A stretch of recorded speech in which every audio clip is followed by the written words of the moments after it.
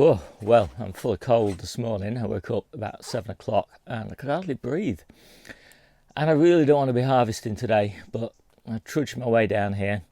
And this is one of these days, when being self-sufficient and having all this food to harvest every Sunday, it can sometimes be a bit of a drag. It's not always like this. In fact, it's hardly ever like this. But on a day like today, it's damp, it's miserable. I'm not feeling very well. And it's early in the morning because I want to get it over with. So let's get on with the harvest. And I know that I'll feel a heck of a lot better once I've got through the harvest and it's all laid out, ready for packing. And it really is the highlight of the week. And it's not been a great week, to be honest, because I've been ill for a few days before this as well. But I'm pretty well on top of everything, so I'm not so worried really. I just want to get the harvest over. Let's get on.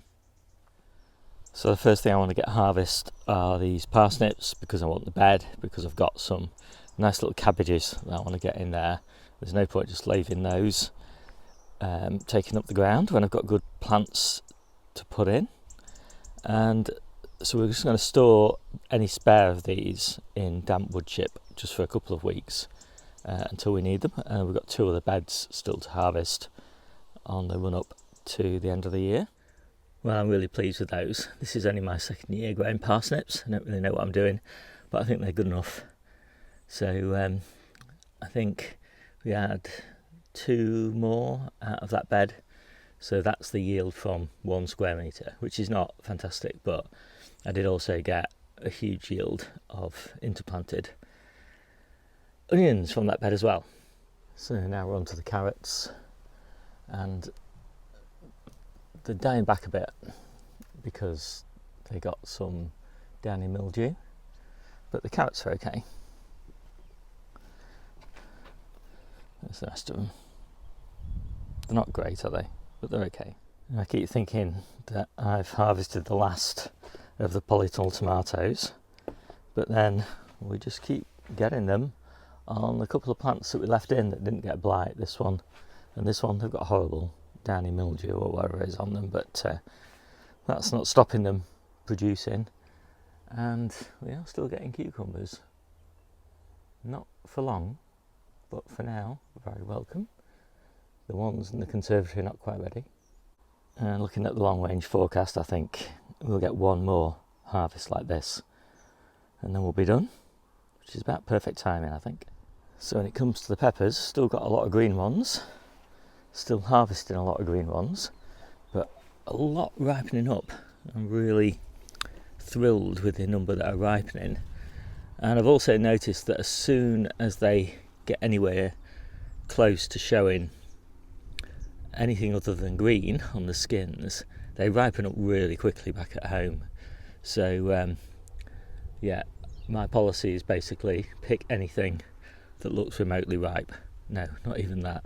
Anything that looks slightly off green. And that's my first bed. And this is really actually only off like 2 plants really. So the green ones are ones that had fallen on the ground. I didn't need to harvest anymore. Wow, I don't know whether my rotting apples trick, giving off ethylene, is actually working, but I've never seen ripening as rapid as this at this time of year for the second crop off the pepper plants. I am absolutely thrilled with this. These are Popti, and these were the best cropper the first time round in July and August.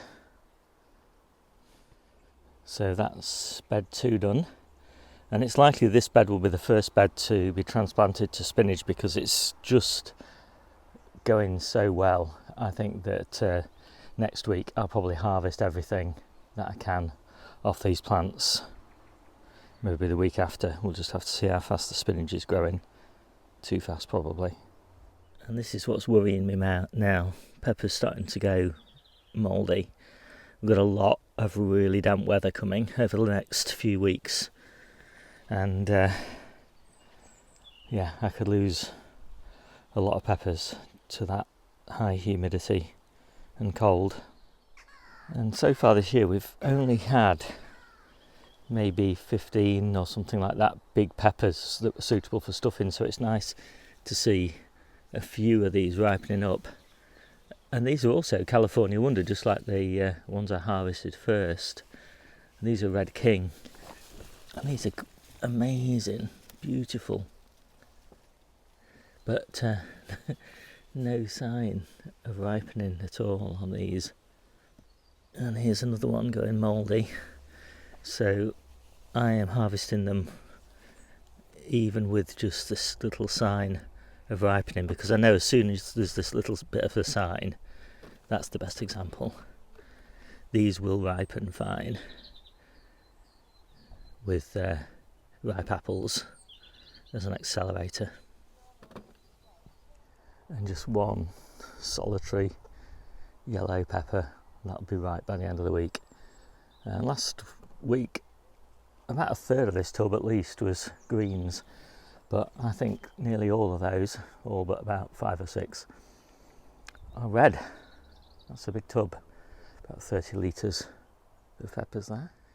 So last week we only had a couple of turnips to harvest, so I'm hoping this week we'll get a bit better crop. These, I like to pick them at least golf ball size, so there's a few there. Oh, those look lovely. Just enough for the week there, and loads left in the ground. So now I'm on to radishes, and they're interplanted into this tatsoi bed. And as you can see, the radishes now, they're kind of interfering a bit with the tatsoi, so it was a good interplant. The radishes are going to come out just as the tatsoi starts to need a bit more space. And the radishes are looking really nice, maybe a little bit big, but then there's only so many radishes we can eat. And you're never quite sure how quick they're going to grow. So these scarlet globe, they really are beauties.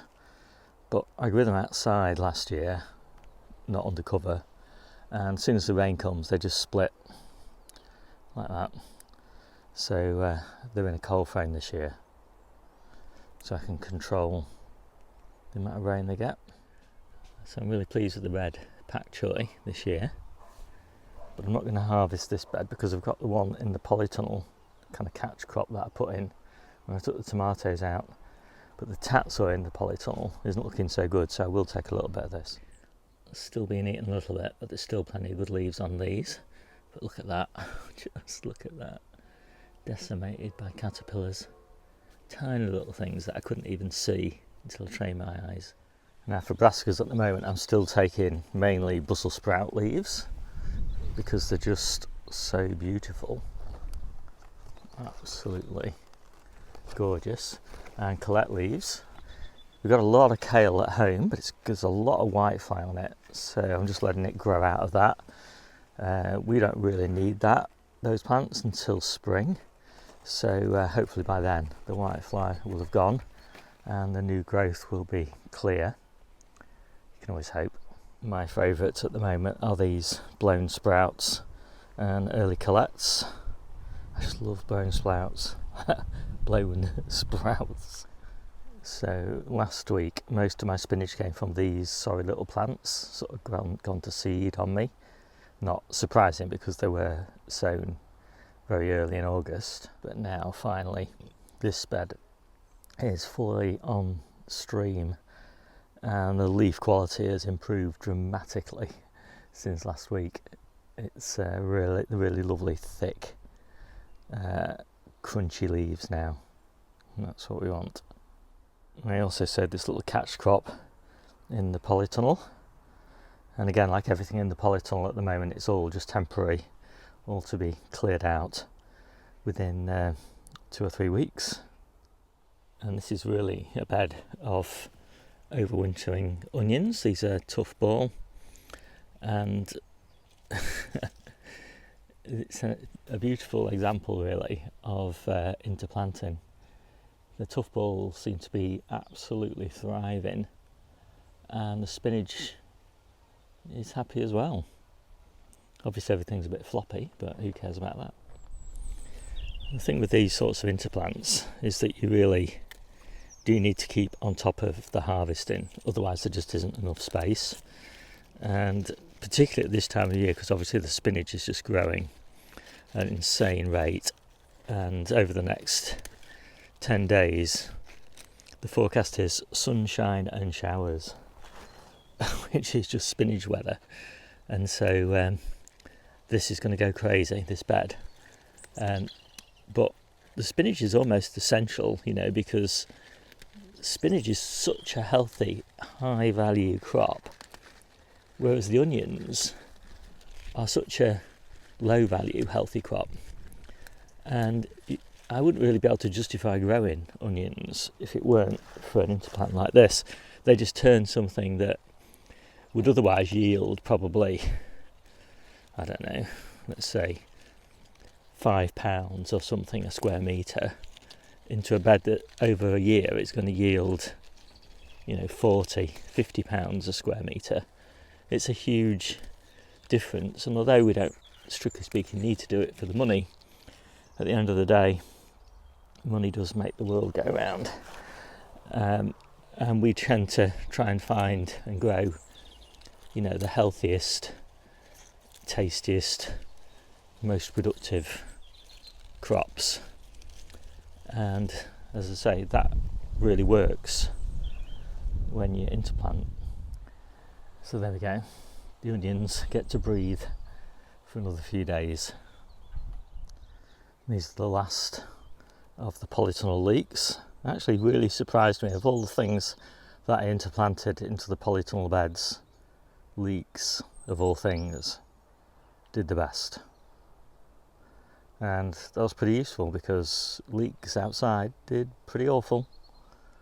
So the final thing that I'm harvesting today from the allotment are lettuces, and in the main they're looking pretty good, but Navara is susceptible to a bit of mildew on the leaves. It's not a disaster, but it does mean I've just got to take all these outer leaves off. The inner leaves look fine, and obviously I've got loads of other varieties here. I'm just on Debbie's plot. This is where most of our fruit is, and I don't generally harvest the fruit on the Sundays on the big harvest day, because I just harvest what I need just to eat to sustain me, and we just generally harvest the fruit on the day we're going to process it or eat it. And we do still have quite a few strawberries actually on the plot. We're not sure what this variety is, but it crops really well late in the year. So what we're going to try and do next year is grow some of this in hanging baskets in the polytunnel, just like we do for early strawberries as well. I absolutely love harvesting lettuce at this time of year. The quality is so great. It's so much better than it is in summer, and it grows so fast. It's so crunchy, and I just got more choice in terms of the varieties that grow well. When you come to winter, there's only a handful of lettuces that really grow well, and when it comes to summer, again, there's only a handful. But in spring and autumn, so many amazing lettuces, and I have a salad pretty much every single day of the year, a big salad. And so lettuce is like one of our most important crops, and we grow a lot of it, and we particularly grow a lot of it in winter because it doesn't grow very fast in winter. And so if you want to be harvesting like we do, about maybe at least 25 litres a week, and ideally more like 50 litres a week, then you need probably 4 times as much as we've got in this bed. And as I say, it grows very slowly, and that's also why we like to interplant it, because it's growing slow, so there's plenty of space for something like a spring onion to grow in the centres, although at this time of year that would be a bit of a struggle because the lettuce is growing so fast it would kind of overpower the little spring onion plants. But come October, early October and into November, that's when the spring onions are growing well. Lettuces are starting to slow down a little bit, and so that's when we start to do the interplanting. Our spring onions are growing at the moment. We like them to be about a month ahead of the lettuces so that they're nice and tall and they can kind of compete effectively. If you were to sow spring onions at the same time as you sowed your lettuce and interplant them, then the spring onions would just be completely overpowered. Things like radish are not a great interplant. They take up too much space. You end up planting your lettuces too far apart. Whereas spring onions, they just don't affect really the lettuce spacing. You can plant them at full density like I have here, which is something like 10 inches or thereabouts, and there's loads of space in the centres here for the spring onions, provided you do fully harvest your lettuce beds every single week so that they're kind of, so there's loads of space like this for the spring onions to grow. But at this time of year, as I say, I've got my spring onions in mostly dedicated beds where they're on their own, and that's also partly because I want them to grow as fast as I can possibly get them to grow, because right now we don't have spring onions, salad onions, so we're using just small main crop onions, taking the outer couple of layers off them which are a bit strong, just leaving the sweet hearts, centres, whatever you want to call them.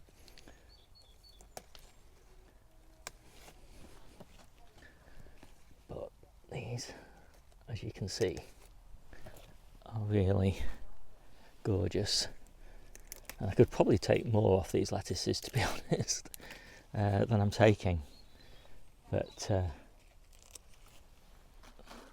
yeah, it's a struggle to use it all, even off a little bed like this. And as I say, that's the strange thing really, because as soon as you get to winter, then this bed will be yielding a tiny fraction, at least a quarter, probably less than a quarter of what I'm taking off it at the moment. And in the depths of winter, probably only taking one leaf off each plant rather than the sort of 4 or 5 that I'm taking today.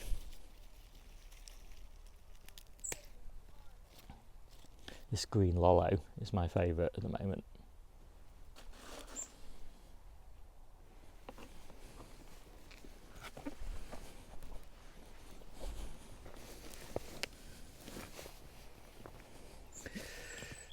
But I'm also very partial to this Grenoble red, which is pretty beautiful. No red on it at this time of year. Like most red lettuces, they're much redder in winter and early spring, when they're also at their healthiest. We do like a bit of colour in our salad mixes, and right now that's being provided mainly by the radish,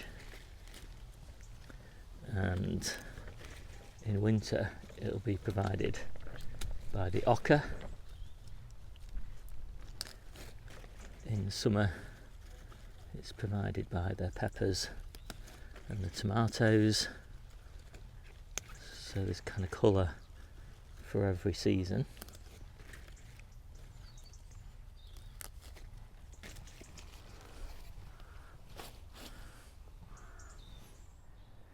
So that's that bag picked, and you can see a lot of soil, which is good because tomorrow I'm watering this with slug nematodes, one of the techniques that I use to keep on top of the slugs.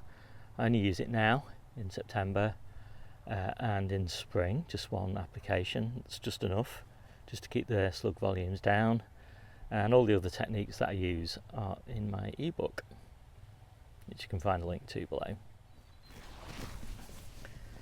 Now, strictly speaking, I don't actually need this catch crop of lettuce in the polytunnel right now. I've got absolutely plenty, but this particular lettuce is so nice that I'm going to be harvesting it anyway. This is canasta. It's my favourite summer lettuce, but it does really well in autumn if you give it a little bit of protection. And the other reason I'm harvesting is it's just a good idea to keep the plants healthy. You know, if you don't pick them, then they're just going to start hearting up, and slugs will get in their hearts and make a right mess. And so this is one of the things with slug management, is that you have to keep harvesting your plants, and then you find your slugs, because you'll just see that they've eaten some leaves, and when you spot that, you just hunt around for them. And there's another one. And so you generally find them. So generally you don't get more than a week's damage to the plants, which is generally fairly easy to tolerate. But most of these plants look okay. Just that one that had the 2 slugs in it, there's no damage to any of the other leaves. And this is generally my pest management approach, is just keep an eye on things when I'm harvesting and deal with them then, rather than worry too much about them in advance. There's another slug there. Can sometimes be a little bit tricky to get out. They do not want to come out.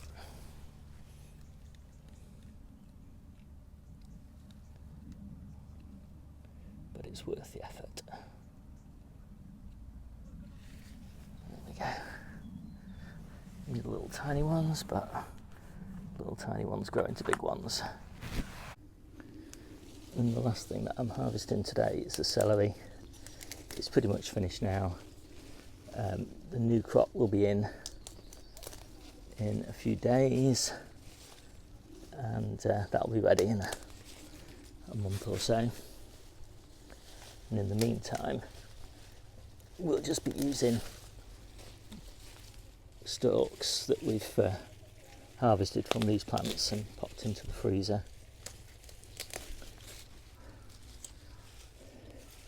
We don't eat a huge amount of celery, so just these few plants is plenty for us. We've been harvesting these since May, so they've done their duty.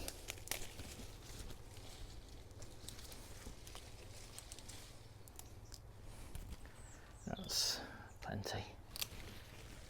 So the little car is absolutely crammed full, so I best get home. So Debbie's just finished the prep, and so we're just about to pack all the containers and bags and everything. So we just lay it out like this. It just lets us see, you know, the totality of what we've got and share it out between friends and family. So I'll just give you a quick run through.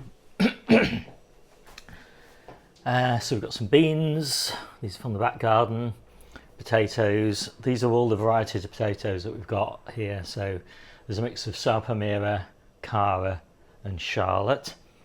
This harvest here actually has to last us for 3 weeks, so we don't get through that many potatoes in a week. And we've got them still in the containers. We're just harvesting them from the containers as we want them every 3 weeks, so we get a nice mix of varieties. Sorry for the cough. Yeah, so we've got some celeriac, That's the worst of the celeriac.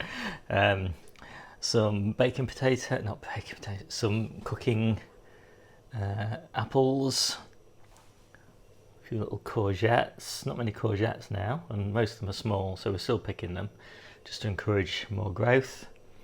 Leeks, these are the sorts of onions that we use for the salads. Preserves, sort of jumble jams, passatas. Red cabbage, doesn't that look so beautiful? Most all of our onions are in store now. A lot of them are platted like this, just hanging up in the garage. Hopefully we've got enough to last us until we get new onions in May. Parsnips, as I say, we're not going to get through all those this week, but that will last us for a few weeks. This is the red pak choy. Some nice red beetroot, got some golden beetroot as well. Most of the beetroot now is in the store, but we'll be harvesting just a few from the garden up until the end of the year probably. Some blown sprouts and colettes, turnips and carrots, more carrots. So some celery there that you saw me pick, mixed herbs, spinach, loads of spinach, peppers, and then mixed brassicas, so the Carvelo Nero, colette leaves, green curly kale, Brussels sprout leaves. The biggest of our 20 squashes and one of the littlest ones, and again hopefully that will last us until our early courgettes are ready in May. And I think that's pretty much it for the cooked veg table. And once we've packed that, we'll get on with the salads. And at the end of a long day, there's the salad bases. Quite a lot this week actually. And Debbie's been entertaining herself. We've got our grandkids here today, so we've been having fun trying to entertain them and do the gardening. Anyway, spring onions, salad onions rather, cucumbers, quite a nice selection of those. Oh, what are those? Radish and tomatoes. Right, so that's it. So I'm just going to make those up. And that's it.